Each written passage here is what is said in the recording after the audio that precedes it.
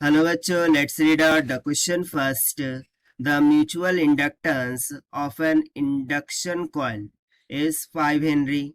In the primary coil, the current reduces from 5 ampere to 0 in 10 raised to mass of 3 second. What is the induced EMF in the secondary coil? So basically यहाँ पर mutual inductance of induction coil given है 5 Henry की equal. यदि primary में जो current है वो 5 ampere से 0 एम्पियर पर रिड्यूस हो जाता है इन 10⁻³ सेकंड, तो हम बताना है कि सेकेंडरी कॉइल में जो ईएमएफ इंड्यूस होगा वो कितना होगा। सो बहुत ही बेसिक सा क्वेश्चन है, चलिए हम सोल्यूशन से स्टार्ट करते हैं। But before of its let's talk about the key concept which we are going to use here for this question. So इसके लिए हम simply Faraday law of electromagnetic induction लगा देंगे। So उसकी equation क्या हो जाती है? According to Faraday law of electromagnetic induction, जो secondary coil है इसमें जो भी EMF induce होता है, this is nothing but equals to minus of n d phi by dt के इक्वल होता है, जहाँ पर n नंबर ऑफ टर्न्स है, phi जो है तो मैग्नेटिक फ्लक्स हो जाएगा। सो इसी कॉन्सेप्ट का हम यहाँ पर यूज करेंगे। Now we know one of the relation, जो number of turns into magnetic flux होते हैं, ये किसके इक्वल होते हैं? Mutual inductance in the coil, उसका कांस्टेंट मल्टीप्लाई बाय करंट के इक्वल। यदि मैं इसको डिफरेंशिएट कर दूं with respect to t, so मुझे क्या मिल जाएगा?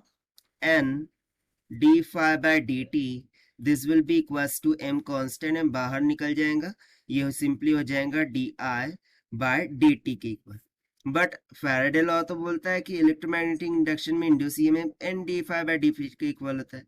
सो यहाँ पर सिंपली क्या आ जाएगा ना, यहाँ पर निगेटिव साइन है, सो निगेटिव साइन ना आए इसलिए मैं मैग्नीट्यूड ऑफ ई ले लेता हूँ, या फिर रादर हम इसको इस तरीके से लिख सकते हैं कि जो इंड्यूस ईएमएफ है this will be equals to minus times of m d i by dt हो जाएगा।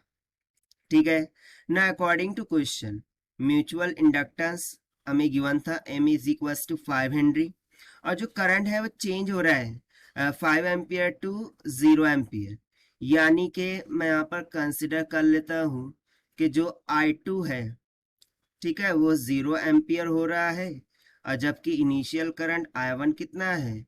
5 एम्पियर। ठीक है, और ये सब कुछ कितने टाइम में हो रहा है? t is equal to 10⁻³ second में। तो simply by using this quantities I can say that कि जो इंड्यूस ईएमएफ ई होगा this will be equals to mass times of m कितना है? 5 हेनरी मल्टीप्लाई बाय, इसको हम मॉड में लिखेंगे ना, D I is nothing but change in current, जो किसके इक्वल होगा?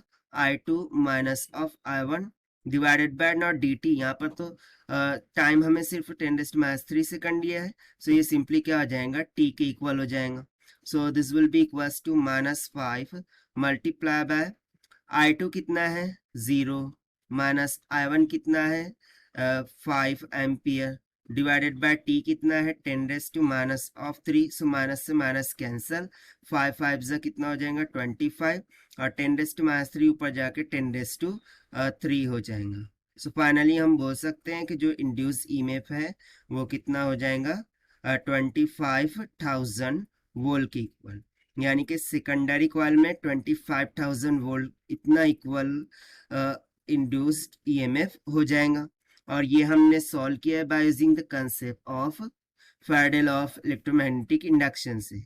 Now let us take the option. So option D will become correct. So this is the required solution. I hope you understood well. Best of luck. Thank you.